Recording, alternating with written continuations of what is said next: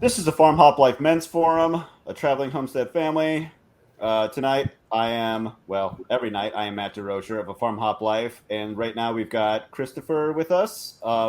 Did you ever say your farm name, or is it just SecureCoop? I'm just doing SecureFarm. That's my side hustle. The farm, I don't know. We never really named it. I guess Goshen is. I'm partial to that. Goshen Fields or something. But it's just a little Sure. 1 acre for us. So SecureCoop, Secure yeah, Farm, then, SecureFarm. and uh, and also joining us is BowTiedScapeGoat. So, you two are very recent interviews I've done. So, like, in case no one has put it together, the people on the men's forum are people from my interviews. All right. So Yeah. that's how you get in. Yeah. Make sure you don't like blurt racist stuff or something during the interview. That's the process. So everyone We, else said racist stuff. That's why they're not yeah. here. We passed, Chris. We passed. so so one thing that we do, since you two haven't been on the men's forum before, is we used to do current events, and that sucked because I don't care about current events. Let's talk about like a personal event, like what'd you do, this weekend, this last week, whether it be homesteading, farming related, or just something personal, like hey, bought a new truck or whatever. Yeah. Okay. Go You ahead, want to go Chris. first? Oh, I'll Yep. go. Okay.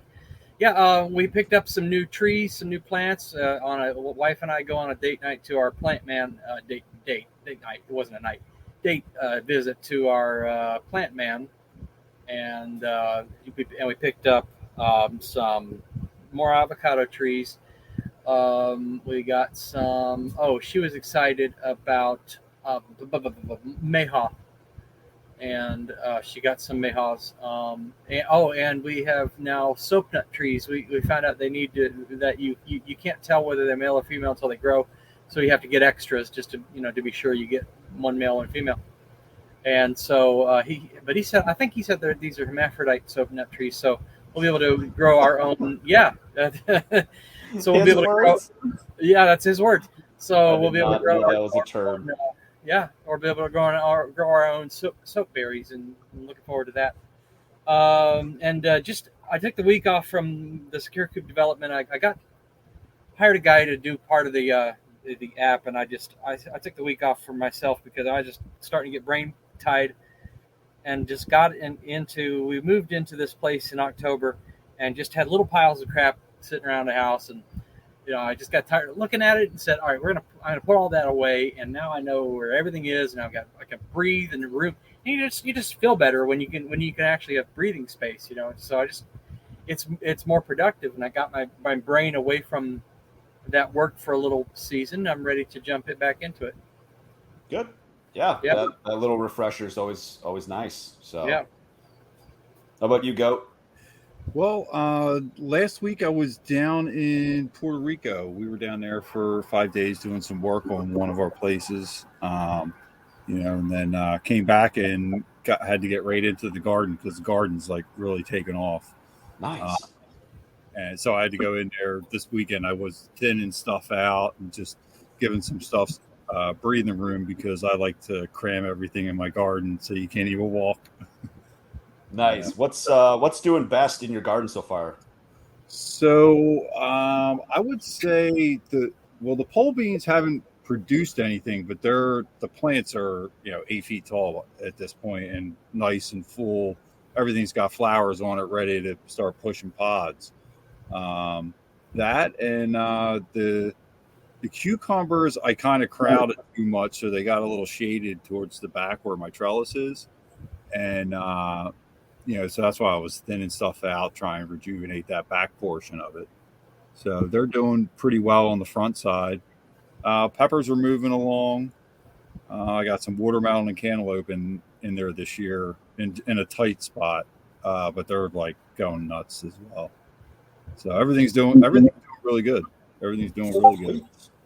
That's We sweet. actually, my wife made we made homemade pesto last night because I have four big basil plants, And she made an awesome chicken pesto last night that was just probably the best I've ever had. Yeah, homegrown. Homegrown stuff is awesome. That can't be beat. Yeah. What size is your growing space, garden, all that? So I just put an extension on for the peppers this year, so I basically doubled my size, but 23 by 13 and a half for the just strictly vegetable garden, and then the same size for strictly super hot peppers. Gotcha. So, and I have some like herb tables and stuff like that where I have all of our herbs for cooking and spices and stuff. And then we also have one for lettuce, spinach, and radishes. I think we have in there. That's not doing so well, but then we also have strawberries in one too. So, we only have like a third of an acre, half an acre, but Yeah. I was going to say, it sounds like about our size. Yeah, and that was in my interview with Matt. That was one of the things that we talked about. Like space was the biggest challenge that I came into. So, you get creative and just jam pack the gardens. Yeah. You're going to get a little scratched and scraped by the plants as you're trying to harvest, but it's all good. And here's something I've been wanting to try is the permaculture layers, like the ground cover, the vining, the small shrub, the tree, the vegetation, and you go, you can build that. I've been wanting to try that, like stacking up 7 to 8 layers in one space. Have you given that a go? No, I haven't really gotten into that, too much. I just have some trellises for my vines and stuff like that. I'll grow something, maybe underneath, if I need the space, but I haven't really utilized that yet. Yeah, so that could be a way to get you some double, triple, quadruple your space there. Right. Yeah. That's a lot of work, Chris. It takes a lot of time to establish all that stuff. It really does, but you just do a little bit at a time. Yeah, that's true. Who's got time? Yeah. As far as like personal event here, I might do a podcast later this week on it. Baby's still in the NICU. We actually transferred hospitals today, but as far as like farm stuff, the guy that's taking over like managing the property next year when we're gone, he brought over his 20 chickens, and so now we have 36 chickens. Oh, man. And one of the roosters chased my kid yesterday, and so we still have 2 roosters. We might not have 2 roosters soon. We'll see. But the egg production has just been like cranked up. It's been wild. I got up at 2 a.m. Sunday morning to integrate the 2 flocks after they've been together for a couple days, and been pretty smooth sailing. Just a couple little fights, establishing pecking order or whatever. But yeah, actually, you bring in new chickens. There definitely going to be some fights in pecking order. Yeah. Yep. So, what did I do to my mic? Or my earphones. There we go. So yeah, hustle culture. So, Goat, your community, the BowTied community, it seems like after kind of observing them on Twitter, they, at least a few of them, are very much into the hustle culture, like grind, work 20 hours a day. If you want to make it, like quit being poor, kind of attitude. So, do you feel qualified to explain what hustle culture is? Well, I mean, it's basically just go getter. Like go do whatever you got to do to achieve your goals in life. If you're trying to be rich, like you're not going to get rich sitting around playing video games or scrolling Twitter or your podcasts. Well, no, I mean you can monetize that. It's like sure. You kind of have to find your niche, and really go after if especially for these young guys. It's more geared towards the younger generation, 20 to 30, 32, because those guys are kind of just setting their path in life, and I think a lot of it has to do with too that, America especially has just become soft, like people don't want to work. They don't want to do the hard things that are necessary. They're reliant on everybody else for what they need, as far as food, education, and, all that. And really we have all the information at our fingertips that we could ever possibly want, with the internet, YouTube videos, TikToks. If you want to learn about something, you can go learn about it. There is no limitations really, except for internet connection. Yeah, that's true. Yeah. The do you have more to add on that, Chris? Well, in my pursuit of the side hustle, as I mentioned on my podcast, also grappling with this persistent chronic fatigue. I have had to, at times, just pace myself and just trust that the results are going to come in. But almost every day, putting in at least a little work on effort onto it. And now we're like 80, 90% there. And aside from hitting numerous roadblocks,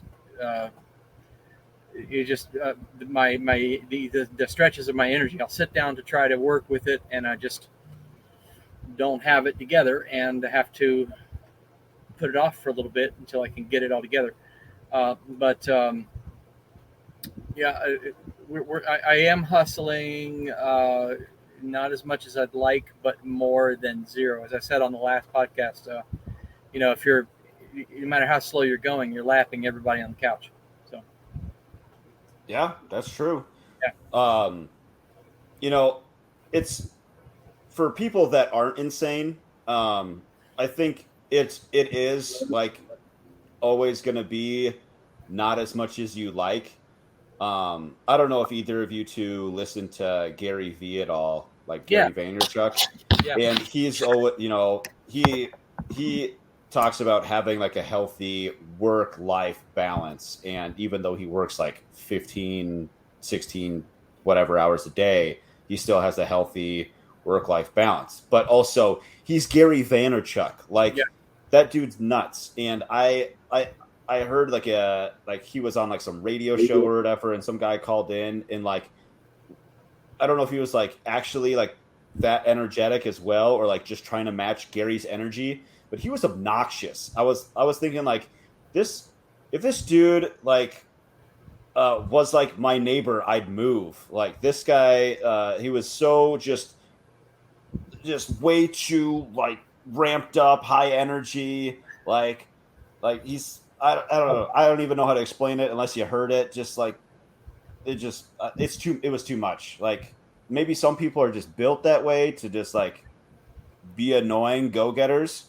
But it also sounded like his family life, like his personal life, was kind of taking a back seat to him getting what he wanted. Like, he's going after it, but he's letting some other priorities slide as well. And so it's like, you're either not doing enough because you're trying to fit in all these other things like family, or you're just balls to the wall and don't care who suffers, as long like ends justify the means kind of thing. There has to be a healthy medium. Oh yeah. Otherwise you just get burnt out. I've been through burnout, and you're less productive. You think you're more productive when you're just hitting it and you're just down in the coffees, and you end up in the net result of it, you're less productive. So just take your pace yourself and work at the pace you can. I do think, though, if I hadn't hit so many technical bird challenges, I probably would be done 3 years ago. But even that seems like it would be a year too long if I had full energy. But I didn't push it too hard. I just moved at a pace I could do.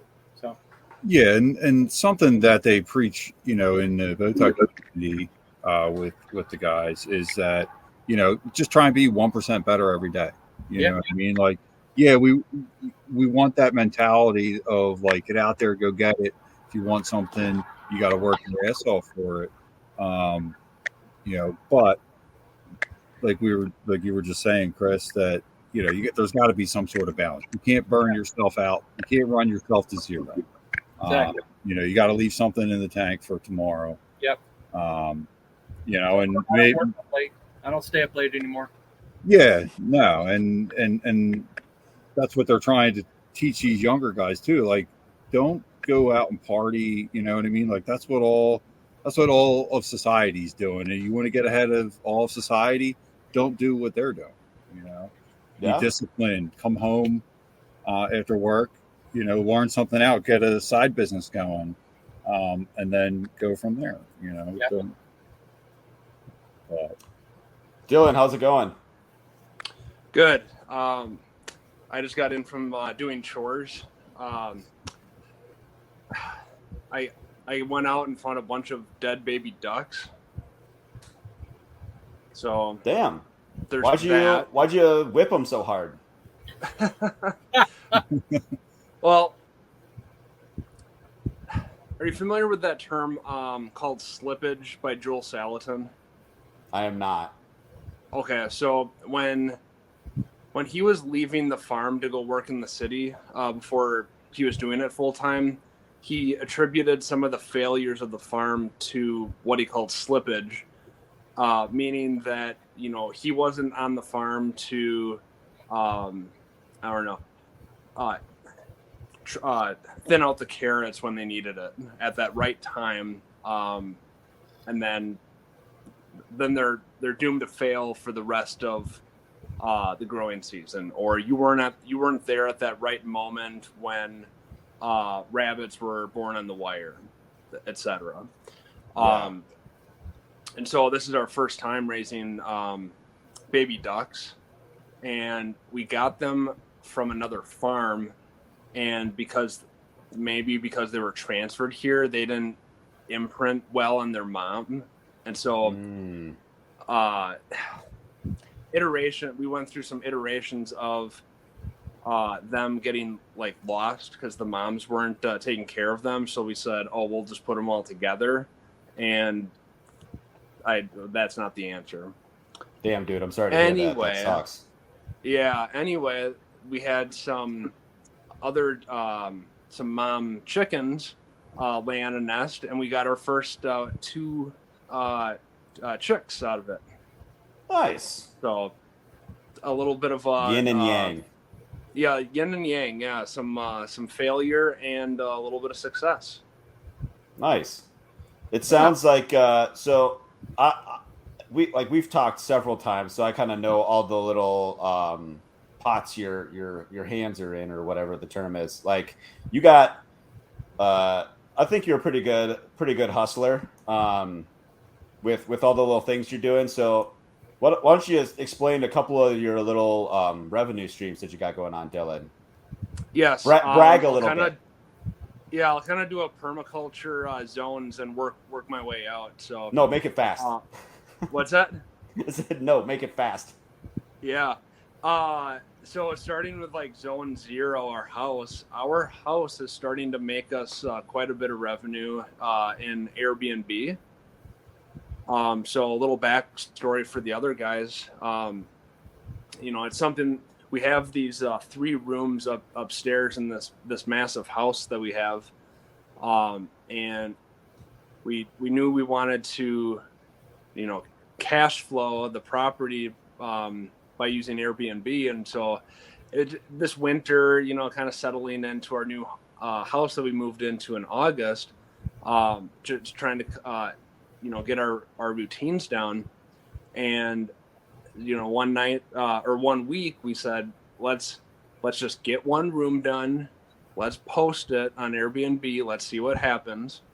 And the day after we posted it, we got a guest that signed up to stay with us for a month.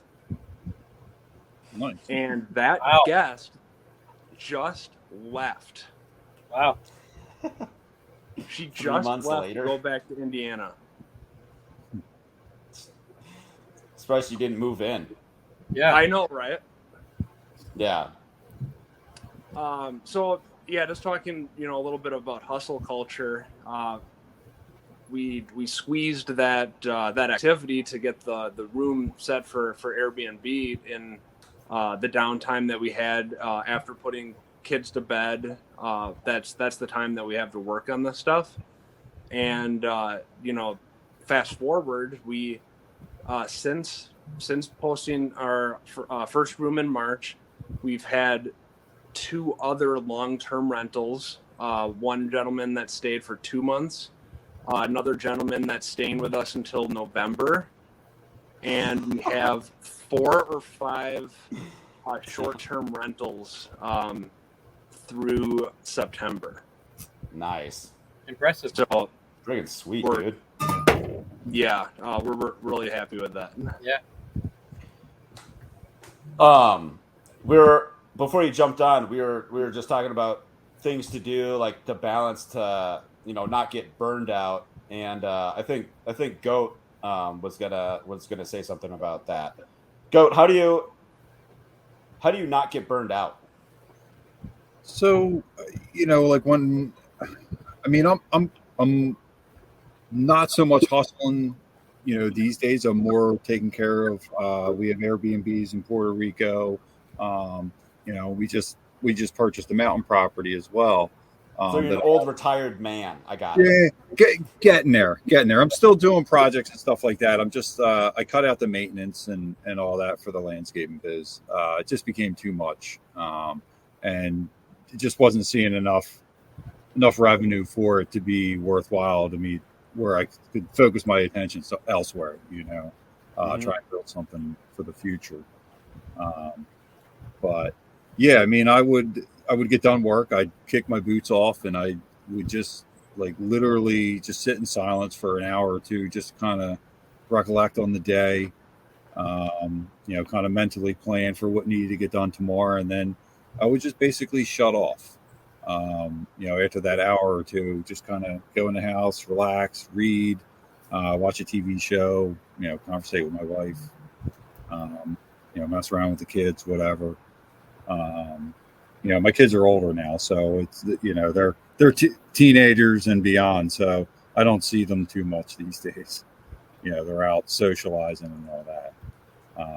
But yeah, I mean, I would just try and shut down every day and kind of leave work in the truck when I backed in the driveway, and it'll be there tomorrow when I get to it.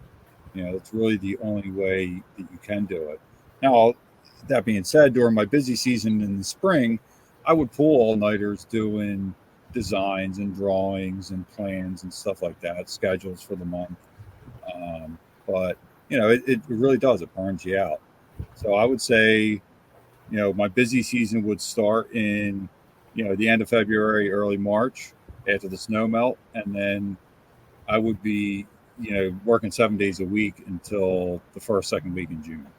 And then 4th of July is when things really started to slow down, become more manageable time-wise.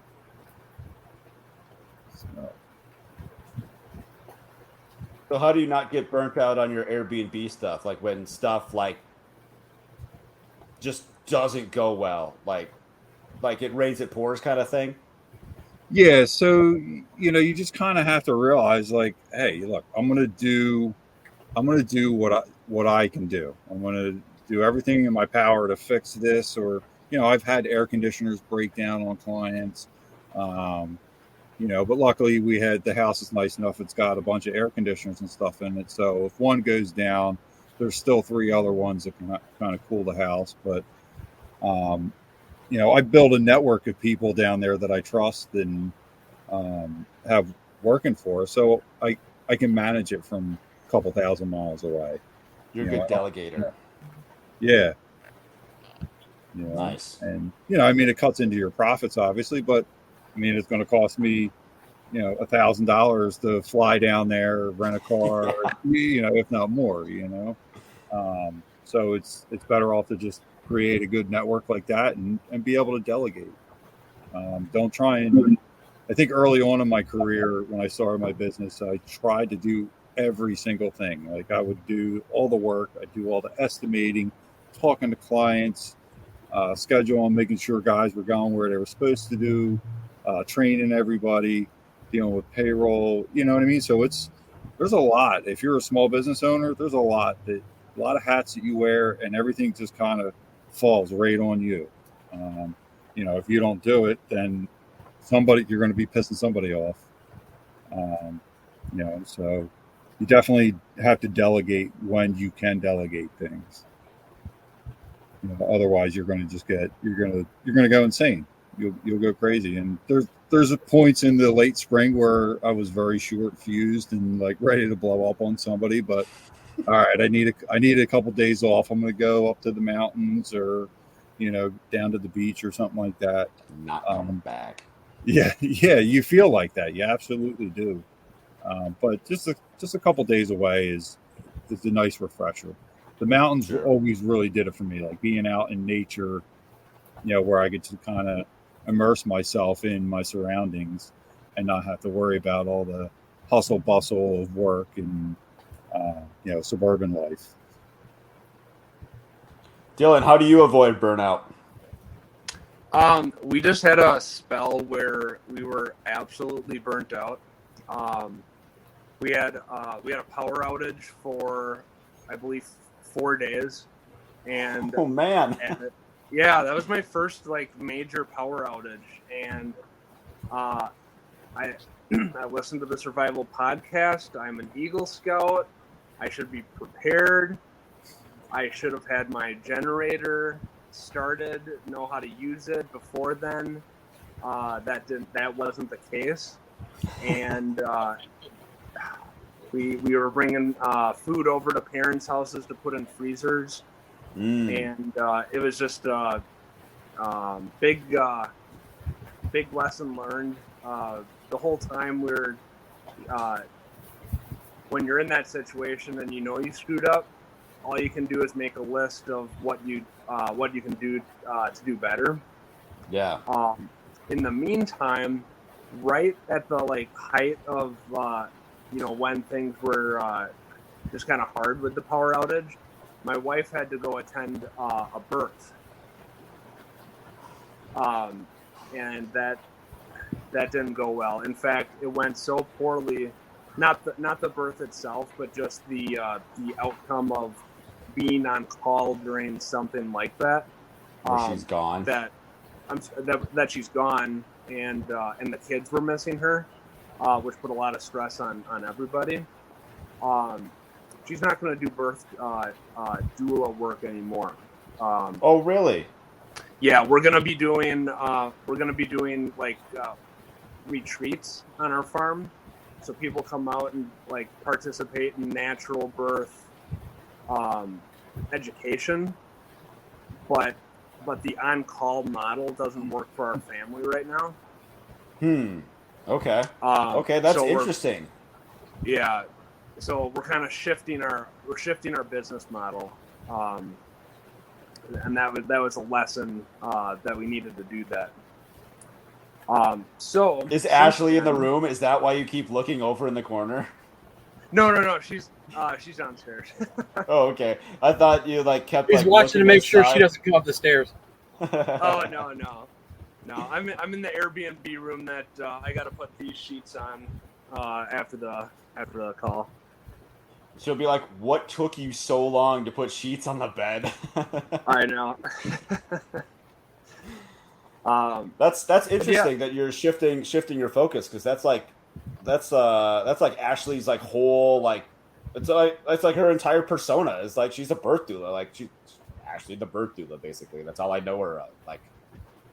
So right. So that's surprising to me. Yeah, we're tell her I'm disappointed. More... Oh, what's that? Tell her I'm disappointed. Yeah, right.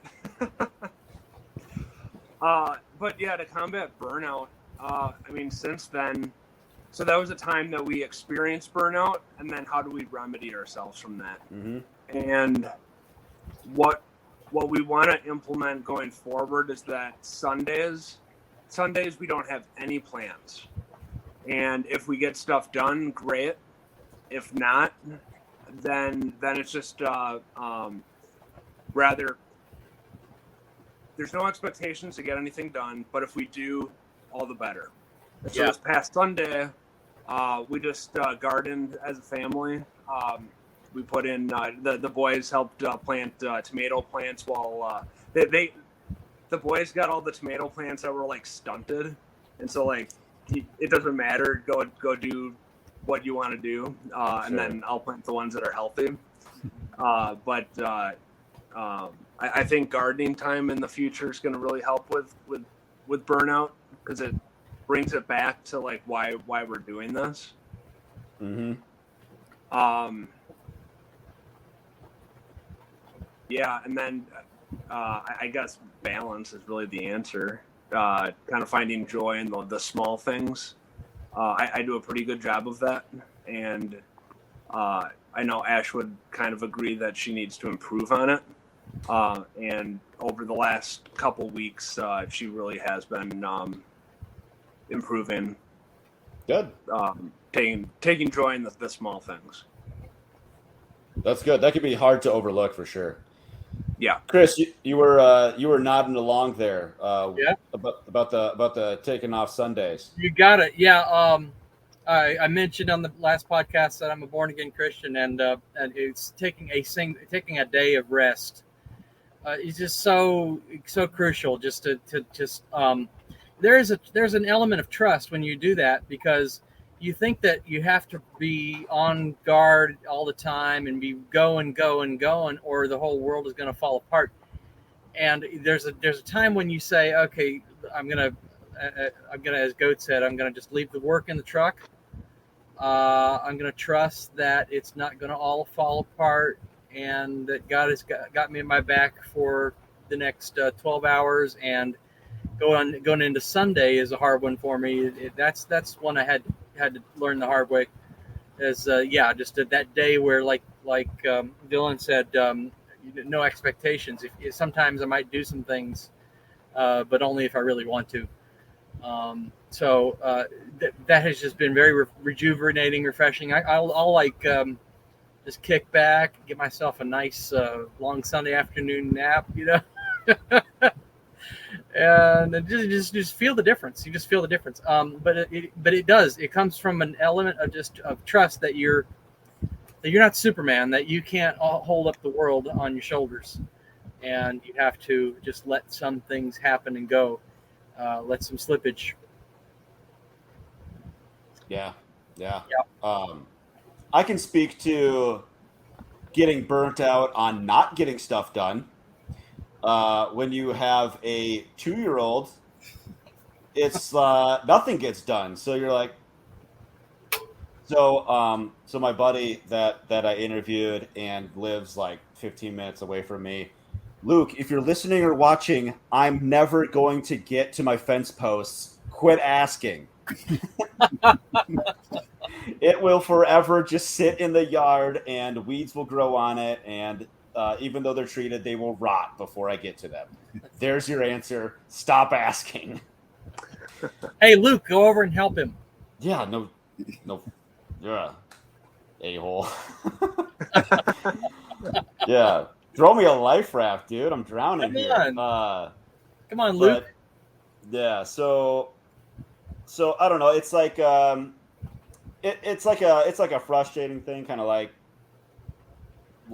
you're getting like next to nothing done, that even if you do something that almost amounts to nothing, you feel like you did something just because you just weren't sitting on the couch. Like, I don't know, something dumb, like I took out the trash. Like, it's not piling out like into the kitchen or something. I don't know, just but dumb little you're not doing it's not that you're not doing something, it's that you're doing something different. With a 2-year-old, yeah, you're pouring into them, and that just takes time, energy, and sucks it out of you.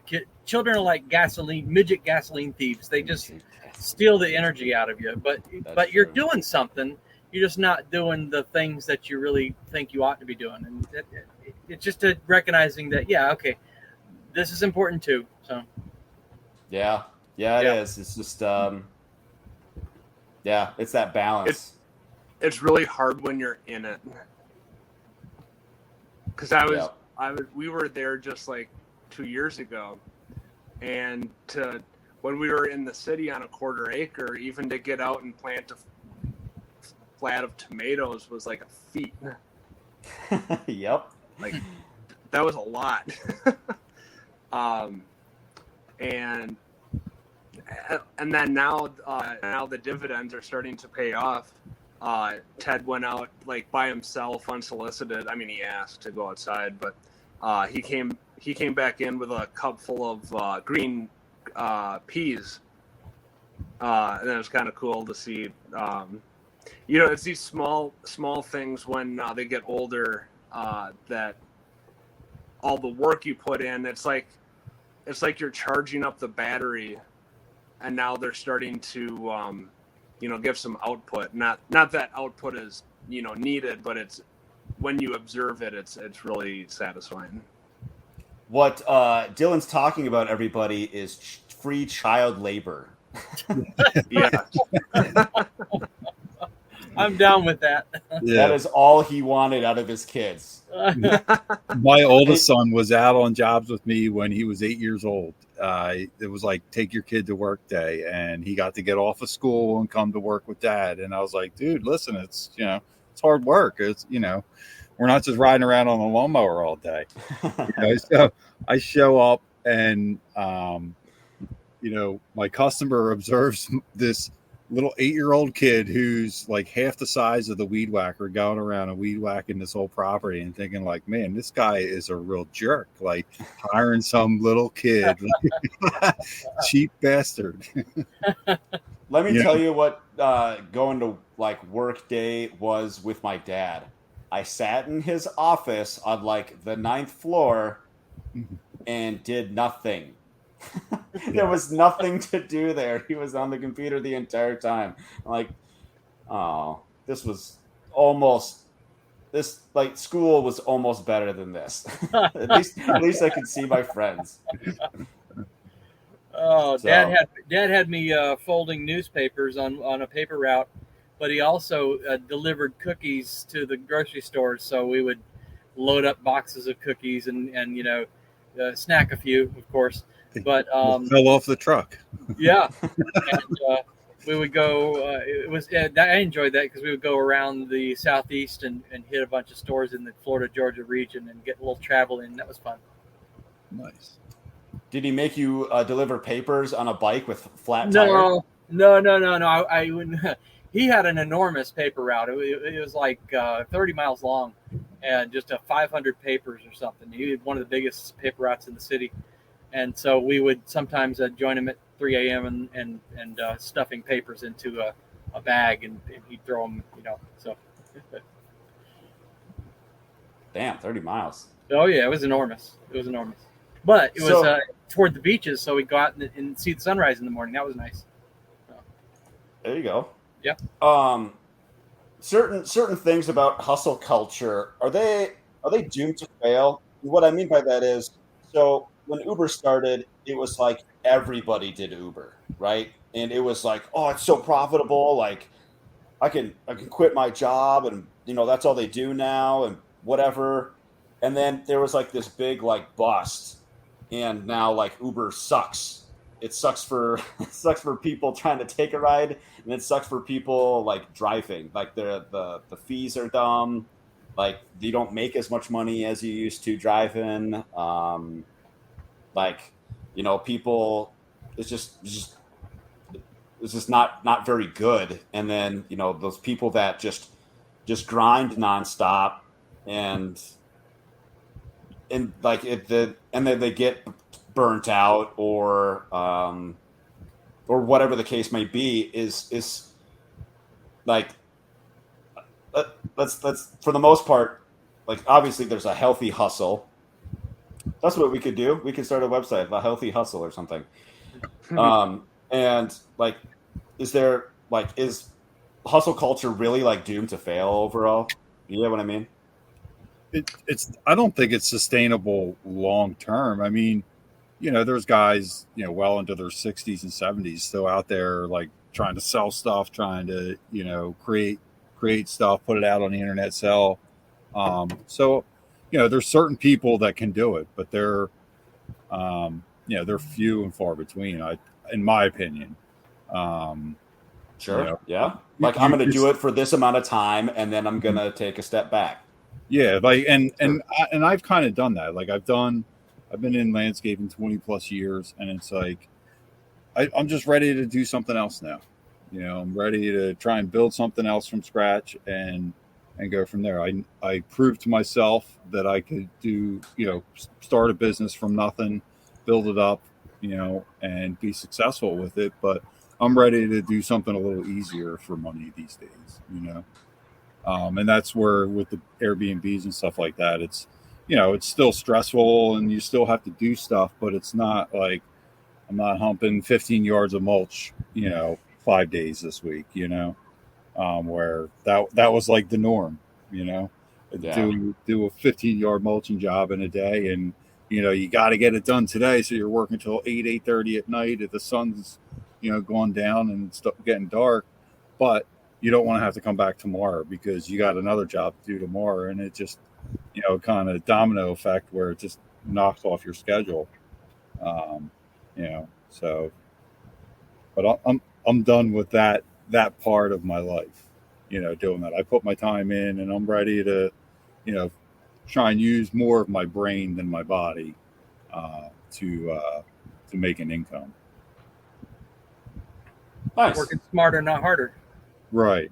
Yeah. Right. And I'm not I'm believe me, I'm still going to do projects and stuff like that, but it's not going to be, it's going to be kind of like more on my schedule than say the customers, where I would never say no. I would just be like, okay, I'll get it done for you. I know you're having a party Saturday. I'll be there. Now I'm like, well, maybe you should have called me in February and, scheduled it a little bit better. But, that's kind of my take on it. I think let's take the Uber model, for instance. I think Uber was, more popular in larger cities.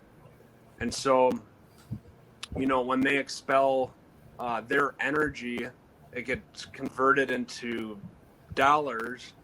And then you take those dollars and you're living city life.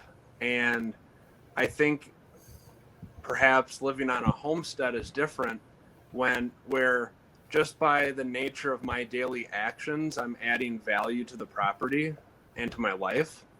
Like when I go out and just take a leisurely walk to do chores, I'm gaining beauty from the sun. I'm feeding the chickens, which is enhancing the fertility of the run and the mulch and making the compost.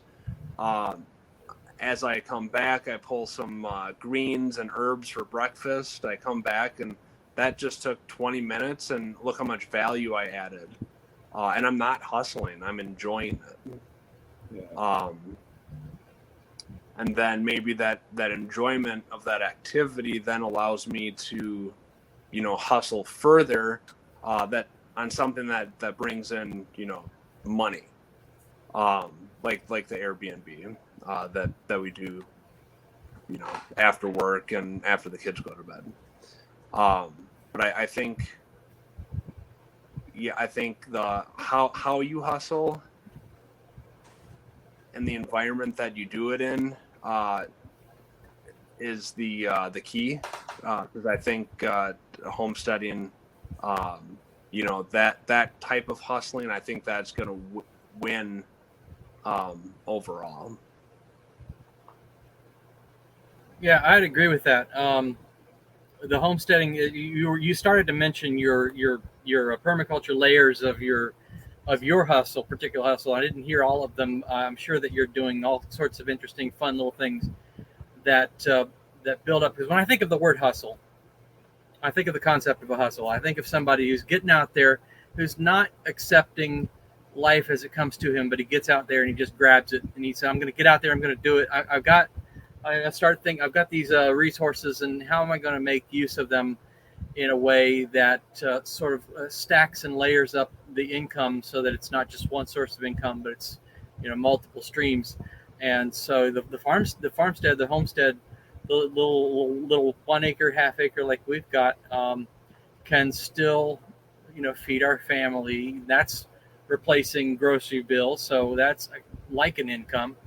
And then we might be able to then at some point start trading eggs and trading and selling. Jack says, sell your goldfish. I don't know if I can ever do this, but sell your goldfish as heirloom Asian carp. Mm-hmm. But the idea is sound, is where you're growing something that doesn't cost you a whole lot of input. Farmers have traditionally been the kind of people who buy at retail and sell at wholesale, and so the hustler, the guy who's doing the hustle, he's going to want to reverse that. He's going to want to do value add and take the. Jack described something where you're taking meat birds and you're raising them to a certain point and you're selling them. And that interests me, so I got to look into that some more. But I don't think it's doomed to fail. I think that the ones that we hear about a lot are phasing out the Ubers, the Instacarts. They're on the decline because they captured some wave of combination of cheap gasoline and regulations were favorable at the time, and then they just started to not work against them, and they a lot of that cruft. But hustle in general has been just done from time immemorial. It's always going to be done. It's always going to be people who won't accept the card that they've been given. They're going to, the hand that they've been given. They say, I could do more with what I've got. So I think it's always going to be successful. I wonder if you made me think of something, Chris, that the means of which the hustle is done could be the problem. So, like, if you hustle for something that you've built, that you've established, that has lasting power, other than doing something like Uber, that you're working with Uber's terms, mm-hmm. not your own. Like, right. Yeah, you get to work when you want. Yeah. But those terms and conditions are still Uber's, not yours.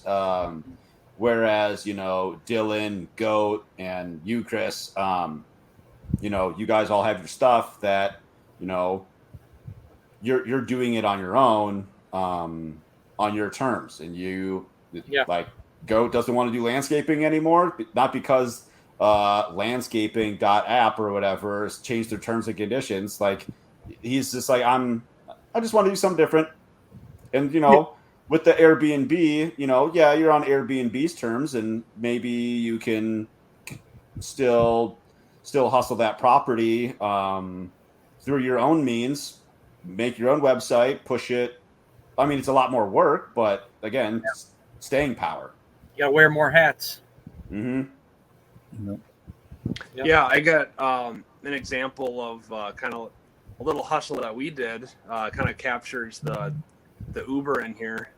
So we just got a rental for this weekend and next weekend for someone who's a flight attendant. So they're going to stay at our place while they do, some shifts. So they have to get to the airport. So we're thinking, hey, could we drive you to the airport? How much would that be? And so we're kind of taking that like Uber model and saying, hey, we're just going to do this ourselves. It's going to be our term. There you go. We Function choose stacking. the fee. Value added. It's value added. Yeah. So bam, on top of these two rental stays, we just added $200. Damn, that's dude. That's a nice upsell. Yeah. And that's something that you can offer to all your clients too. Like, I thought about a place in Puerto Rico doing a, either getting like a golf cart and renting that to people, or even just getting a cheap car and having it for them to rent there while they stay. So. If it's in Puerto Rico, it better be a hoopty. Yeah, yeah. It's got to have a good sound system, and the wind has got to go down. That's it. Live like a local. That's right. That's right. That'd be hilarious. Got 24. So we're coming up on time here quickly. What do you guys want to wrap up on? What about hustle culture haven't we touched on yet? Oh, I wanted to say two things that I've kind of taken from this year in terms of hustle. I guess I'll throw in three. So the first one, John Willis from SOE Tactical talked about how he breaks up his day, and he breaks up his day into 4 6-hour chunks, and in each of those chunks he does certain activities. So towards the end of the day, when the body is fried, you can do just mindless stuff, but you're at least doing something to further your life, further the business. The second is especially on the weekends, I always try to take a nap. There's this the saying for new moms, sleep when baby is sleeping. It's hard to do when you're living your life, but whenever I'm watching the kids for the day and Ash is out doing things, I work in the morning. I'm doing stuff with the kids, doing some gardening, some other miscellaneous things, but I always try to take a nap because I always feel recharged. And I don't know where I heard it, but Winston Churchill during World War II always took a nap because he said that it's like getting 2 mornings in one day. And he was always very productive in the morning. So I'm like, okay, if Winston Churchill can do that, Yeah. I can do that. Yeah. Sometimes I get in the middle of the day at a work day, I go off and I get to go a little 15er, and even if it's 5 seconds, it's something that like it flushes out the chemicals and the hormones, and just I'm alive again. I can brain again. Yeah, I really don't watch any TV shows to like decouple me from reality. The only thing that I have for that now are naps, because it's almost like a out of body experience, and then I get and then I go back to regular life, and it's great. But I will say the third thing that really helps me is reading the 7 Habits of Highly Effective People. I would during or through work we have goals, and my supervisor said, why don't you read a book about leadership? And so I'm like, okay, this is a good opportunity to I tapped into my resource to our community and said, hey, what leadership book should I read? And John Bush is like, 7 Habits, read it, do it. And nice. I wish I would have read it 10 years ago, but a lot of habits from that book, I've taken forward into, our hustle culture. So then you wrote your own books titled something like 7 Actual Habits of Highly Successful People. Yeah. First one, take a nap. Yeah.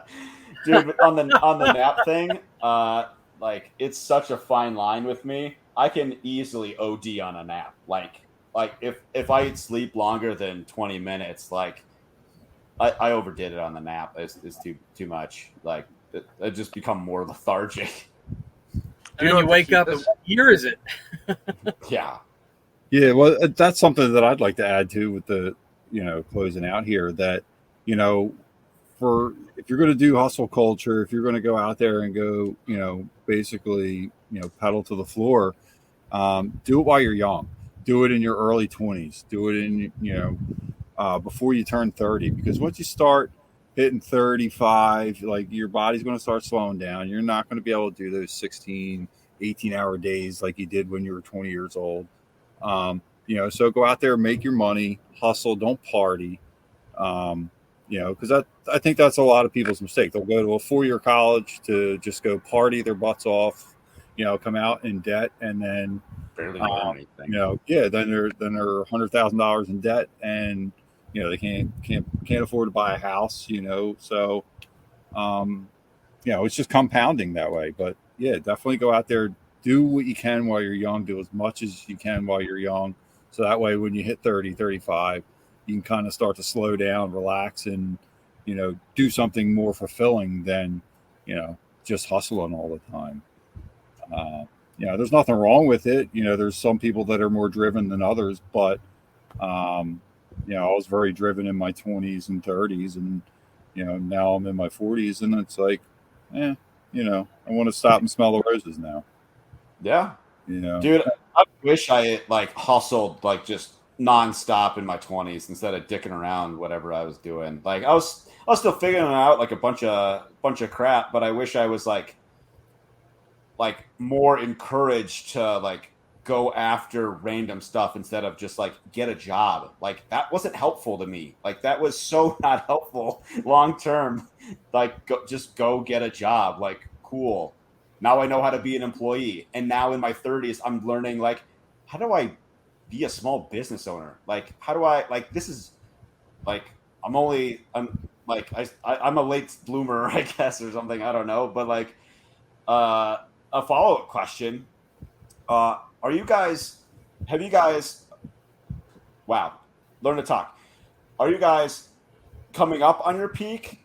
Are you at your peak, or are you coming down from your peak in terms of I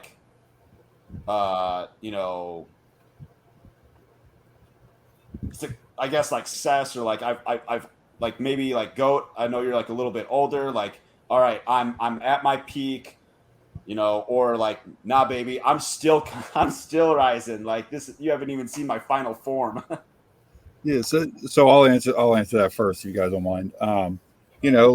I would say physically, I'm probably on the downward decline here. But I can still go hang and do 12 hours a day if I had to. Don't get me wrong. But as far as success goes, I don't think I've even come close to my peak yet. And then Nice. I have very ambitious goals still. I envision having a small empire of Airbnb rentals, properties, and stuff like that. And a lot of it is just because I've experienced something, as beautiful as Puerto Rico is, the rainforest, the beaches, the culture, and I want to share that with other people. My love for nature, we bought this mountain property, and I want to share that with other people. So it's doing something that's fulfilling to me, and it's something that I'm passionate about, being outside in nature and that sort of thing. And I can also make money doing it. So I think it's a win-win for me, and it's, far more appealing than going to somebody's house and pulling weeds, putting mulch down. I don't even like doing it at my own house anymore. I love gardening and working in the vegetable gardens, the flower beds. I'm I just burn out from that for, doing it 20 plus years. Yeah. What about you, Chris? You at your peak? Yeah, no, not even close. I got the vision, and Dylan was talking about the 7 habits, and the one of the habits is to begin with the end in mind, and it's when you get that vision. And this little homestead we got was part of that vision. I had wanted my wife and my children to be self-sufficient. I'll be okay no matter what happens, but they are counting on me. I'm the breadwinner in the family, and to be able to have aquaponics and ducks and chickens and a little bit of an income that comes in, and the food's out there, and so I've got that, had that vision, and we're pretty close to achieving that, but I'm looking beyond that, going, what else? What's more? What's more? Perhaps with now that COVID's lifted, I could even be thinking about traveling around and setting up some things. I have some ideas. So beginning with the end in mind has given me that fire in my belly to continue push through every day. When some days, man, this is really challenging. This is really hard. It felt like giving up, but I'm going to keep on pushing through because I've got that vision. So no, I'm not anywhere near, but I've got that big picture of that homestead with the fuel is taken care of, the eggs and the protein are taken care of, the vegetables, the wife and the children are set for life, and that's been my vision. So, we lost Goat. Yeah. Go ahead, Dylan. Yep, not even close. In terms of animal or food production, we have yet to scale higher, more chickens. Not sure about ducks. We'll have to come back to that one. But more gardening, more perennials, more permaculture systems. We want to do homeschool events, the natural birth retreats, kind of like the baby moons, so people can stay in our Airbnb rooms. We can have put on a dance for people in our barn, and we have a lot of room to grow here. How about you, Matt? Yeah. Dude, I'm just getting started. If you talk about like building a fire, it's only starting to smoke. Yeah. I haven't even thrown on like any real like kindling on it yet. Here we go. Let's do it. There was something on Twitter recently. It was something like looking forward to 40, or after 40, in the decline or whatever. And I'm like, dude, I can't wait what 40 looks like. Because I'll be able to look back at like now and see like what it took to get to where I'm going, and how much progress I've made and all that. Like, bring it on, dude. Bring on 40. Yeah. And 42 is the answer to life, the universe, and everything. That's right. I'll keel over and die at 42. So, but yeah. So, is there anything else you guys want to wrap up on? Because we're at time. Anything else you want to say? No, I don't think so. It cut off on me, and I was like, oh. Yeah, we actually closed the show without you. Yeah, I was like, oh man, I guess I wasn't popular. No, it's been fun talking with you guys. Nice meeting you, Dylan. Nice meeting you, Chris. And Matt, a pleasure as always, man. Yeah, thanks for coming, guys. Appreciate. I literally couldn't do this show with this version of it, anyways, without you guys. So appreciate your time. And go ahead and plug your stuff. Why don't you go first, since you want to leave so bad? Yeah. All right, take it easy, guys. Have a good night. No, plug your stuff. Say your stuff, plug dude. My stuff. Oh, what? Oh, I thought you were saying unplug. I'm sorry. He's new here. Yeah, you can follow me on Twitter at BowTiedFallGuy. I'm on TikTok, Instagram as BowTiedScapeGoat. Same thing for YouTube as well. Nice. I'll have links to your stuff. Yep. Dylan, yeah, go ahead. Everything's in my link tree in my profile on Twitter. Oh, cool. Yeah. Dylan, say something. He's frozen. Yep. Yeah. So again, this is Dylan Schnese at Step Presence, where we lift families through an experience.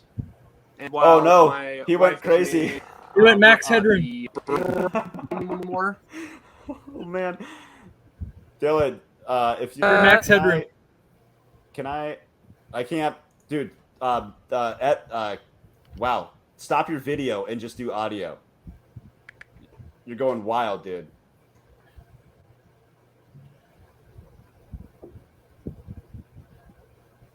Oh, what? All right, now try to say something. Is that No, that was worse. Okay, so that is Dylan Schnese of A Steady Okay. Presence, and Does they that work? lift up. Okay, now you're better. That sounds better, I think.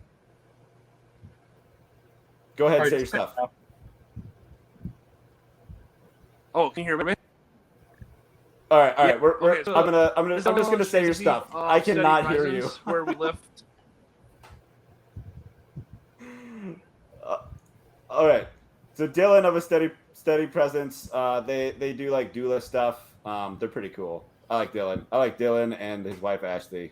They're good people and they're hard hustlers. There, I plugged your stuff. I plugged your stuff for you. Go ahead, Chris. Yeah, SecureCoop.com for the device that opens and closes the coop, sends notifications to your phone with that guarantee that I'll replace the entire flock. If something happens to your flock and I don't notify you, I will replace the flock up to 20 birds. SecureCoop.com. You can hit me up. I got all the socials there on the page, and use the coupon. Get the ebook there for coop protection. 40 ways to protect your coop, and use the coupon. FarmHopLife rocks. Yeah. Yes, sir. Get the coupon, and so I'm gonna try to start selling, Lord willing, the end of this year. So get on the mailing list. So be notified.